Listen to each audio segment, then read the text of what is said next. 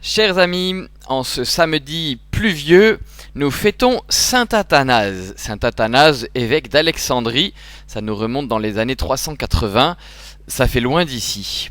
Et pourtant, Saint Athanase est un personnage vraiment tellement important dans l'histoire de l'Église. Il est celui qui le plus et le mieux s'est attaqué à nous dire l'importance de bien connaître Jésus.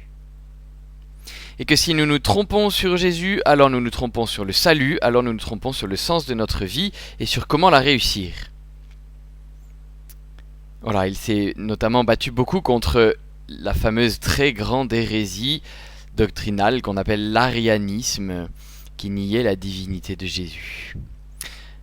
Athanase a été contraint à l'exil 5 fois, parfois par les autorités civiles, parfois par les autorités religieuses de son temps. Il a dû s'enfuir en pleine messe par une porte de côté de la sacristie pour pas être massacré. Voilà, ça a été vraiment un combat manu militari pour défendre que Jésus est vraiment Dieu et vraiment homme.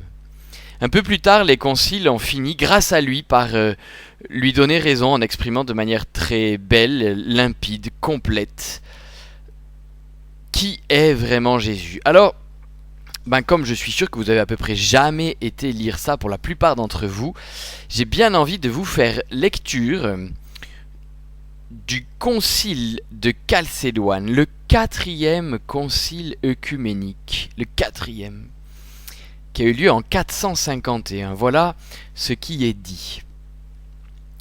À la suite des saints pères, nous enseignons donc tous unanimement à confesser un seul et même Fils, notre Seigneur Jésus-Christ, le même parfait en divinité et parfait en humanité, le même vraiment Dieu et vraiment homme, composé d'une âme raisonnable et d'un corps, consubstantiel au Père selon la divinité, consubstantiel à nous selon l'humanité, en tout semblable à nous sauf le péché. Avant les siècles, engendré du Père selon la divinité, est né en ces derniers jours, né pour nous et pour notre salut, de Marie, la Vierge, Mère de Dieu selon notre humanité. Un seul et même Christ, Seigneur, Fils unique, que nous devons reconnaître en deux natures, humaine et divine, sans confusion, sans changement, sans division, sans séparation. La différence des natures n'est nullement supprimée par leur union, mais plutôt les propriétés de chacune sont sauvegardées et réunies en une seule personne. Il n'est ni partagé ni divisé en deux personnes, mais il est un seul et même Fils unique, Dieu, Verbe, Seigneur Jésus-Christ.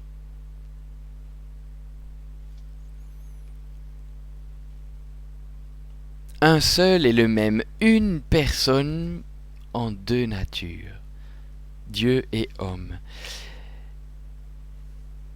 Ce très beau texte que vous pourrez réécouter, que vous pouvez aussi retrouver sur internet, le concile de Chalcédoine, voilà le 4e concile œcuménique, le numéro 301.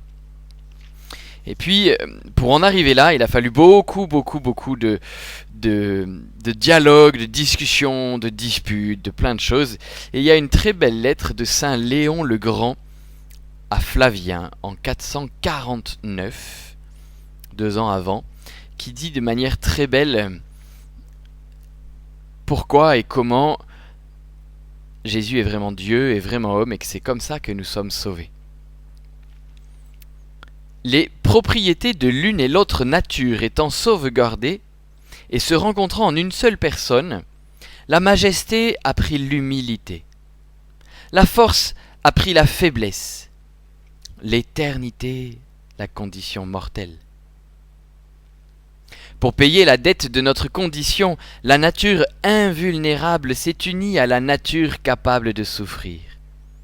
Ainsi, comme il le fallait pour nous guérir, un seul et même médiateur entre Dieu et les hommes, l'homme Jésus-Christ, put d'une part mourir et de l'autre ne pas mourir. C'est donc avec la nature totale et parfaite d'un homme véritable que Dieu est né totalement dans sa nature, totalement dans la nôtre. Un seul est le même. Le Fils de Dieu entre donc dans ce monde de faiblesse, descendant de son trône céleste sans quitter la gloire de son Père, venu au monde selon un nouvel ordre, selon une nouvelle naissance. Un nouvel ordre, car invisible en sa nature, il s'est rendu visible dans la nôtre. Incompréhensible, il a voulu être compris. Existant avant le temps, il a commencé d'exister dans le temps.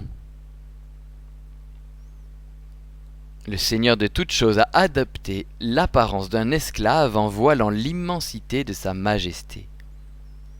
Dieu, qui ne peut souffrir, n'a pas dédaigné d'être capable de souffrir.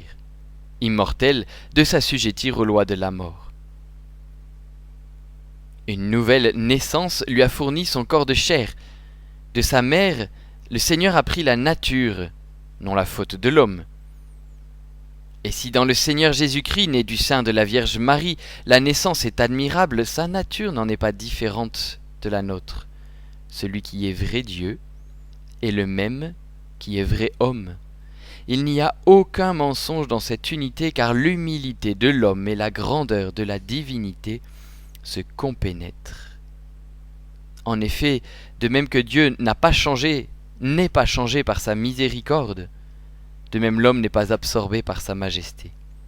L'une et l'autre nature fait en communion avec l'autre ce qui lui est propre. Le Verbe fait ce qui appartient au Verbe et la chair exécute ce qui appartient à la chair. L'un resplendit par de miracles, l'autre succombe sous les outrages. Et comme le Verbe ne quitte pas la gloire qu'il a dans l'égalité avec son Père, ainsi la chair n'abandonne pas la nature de notre race. Alors on comprend que Jésus soit notre Sauveur, celui qui vient de Dieu et qui est uni à nous, celui qui s'offre avec nous, en nous, et qui est accueilli parce qu'il vient de Dieu. Puissions-nous, puisqu'il nous reste quelques jours de confinement encore, avoir à cœur de contempler Jésus, de le regarder, d'essayer de nous imprégner de son immense mystère qui nous dit combien en lui nous sommes rejoints, en lui nous sommes aimés. Bonne journée!